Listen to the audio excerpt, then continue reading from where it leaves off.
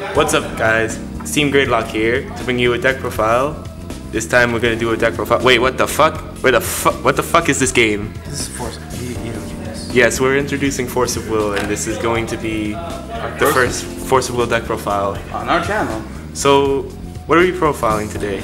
Well, we're gonna have Alice in Wonderland today. Alice? The fuck? So much cursing. I know, but still. Anyway. So we got a ruler, and Alice, her J activate's very awesome, I guess you could say. You can pay any cost but 0. So you can't just be like, oh cool, flip. Now, her other side is really cool. The ruler side. There's a lot of text here, people. But she's a 7/7, and you get bonuses off of paying different mana costs. So for light, you would gain 1,000. For dark, you can make your opponent discard a card. For red, you would deal 1,000 to a Resonator. For wind, that would be destroying an addition, and for blue, you draw.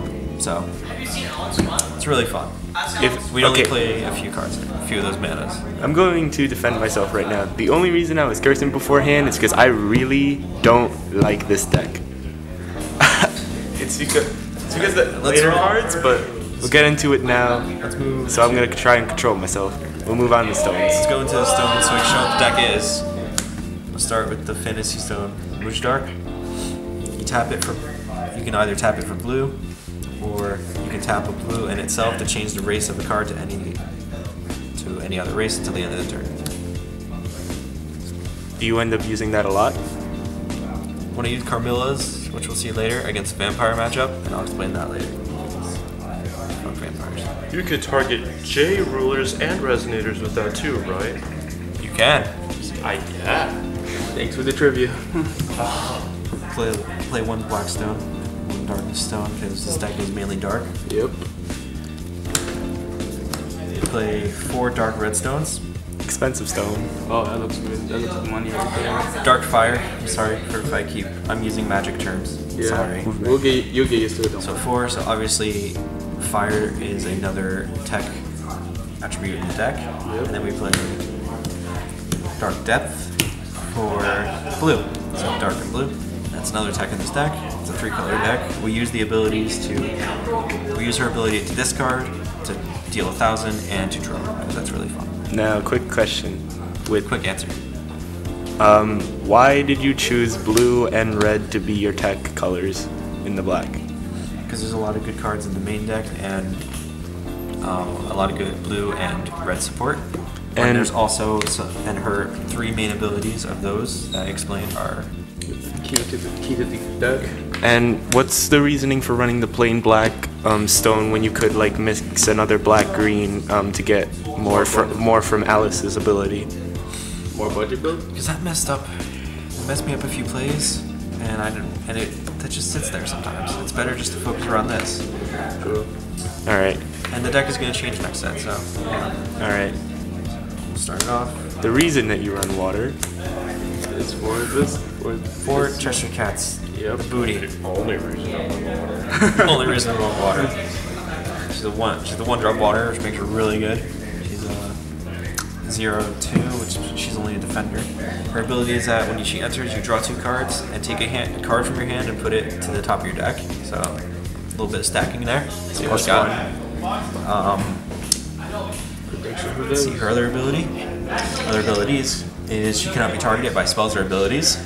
Which means No thunders. No thunders, no stuff like that. And when she gets sent to the graveyard, instead of going to the graveyard, she would get sent back to the deck and you shuffle it. So if you don't like the top card that you put back, you could just recycle. No, the better part about this is she's a recyclable draw. And she's really good. But you can play her as many times as you can play it. But if you don't like the card that you put back on top, you could block with her to shuffle and try and get something better. You could, but if you notice how I play, she's she's more of an early game card. And she's only there late game just to be a troll and be like, oh yeah, I'm gonna block you. Because yes, you need to draw more cards. So next, play 4 Cinderellas, 2 black, 400. The card that I hate, eternally. The bane of our existence. So first ability is that if she deals damage, you search a prince from your deck and add it to your hand. I don't really use that ability, but it's good to know anyway. Her other ability is Y user. Is she can sack a creature on your field, a resonator, to deal 200 damage to your opponent's board. She can sack herself, sack Cheshire cats, and other stuff, and yeah, she can keep your opponent's board in check really well. What kind of cards do you end up killing off that? I explained. I said Cheshire, Sorry. and I'll show another one next actually, and herself. For the newer players, yes, banishing a resonator does not count as targeting. It's legit. If you Banish is just sending a card to the graveyard, as in like Yu-Gi-Oh turns.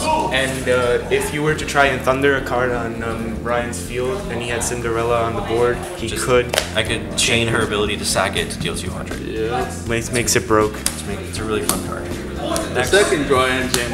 Another draw card. Sorry, but she's a 1 blue, 1 colorless, 5/3. Her ability is that when she gets sent to the graveyard, you draw a card. So sack her with Cinderella, and it'll sack her with another card. We'll see later. But the cool part about her is if she attacks, your opponent has to block her. That could really mess up defensive plays. I've won with this card sort of because I attacked with it first. Opponent had to block it, and then it swung for game with my other cards. I think was that you, Jim? Yes. Okay. Freaking 8. Which you might see later. Stupid 8s. Well, he had 1600 left, and I had 2 cards with 8 on the board, so Yeah, I only had 1 monster to block with. and he used the block already. Next, we play triple Laplacia. We should censor this card. Anyway, he's a 2 dark, 1 colorless, 7/7. He has 3 abilities, which are really nice. Your first one is your opponent plays with the top card of their deck face up, so you always know what they're gonna draw. Both of you. No, only your opponent. It's only your Oh yeah, opponent. no, never mind. It's only your opponent. I'm thinking of something else. I'm There's there's something else in the game that does that, but yeah, it's only your opponent. His other ability is that you may look at the top card of your deck at any time. So you can just be like, Oh. oh, that's what I got. Ryan, you're cheating. It's not cheating though. That's what he lets you do. It's not cheating? What kind of fucking card is this? His other ability is you can rest him, tap him, to send the top card of both players' decks to the graveyard. That he's a really good control card. If you don't like what your opponent's about to draw, you can get rid of it really easily. And Both of you lose the top card? both of us do, yes. So yeah, if you don't like your card either, you could get rid of it? Pretty much. Okay, the elephant in the room, yes, his face does look like female genitalia. That card is mostly there for knowledge though, right? Ryan. Yep. Okay. He's a demon, so this is the more demon engine. Fuck of the that deck. card. That's all I have to say. Now this card, Mephistopheles. He's my best friend. I love this card. That card is a whore. It's a great card. I love it. He's a 2 dark, 2 colorless, so 4 drop, and he's a 15/15 beefy motherfucker. Tell that Burger King. He has flying and target attack, meaning he can attack untapped creatures, recovered resonators, whatever you want to say. Standard units, if we're gonna go Vanguard terms, whatever.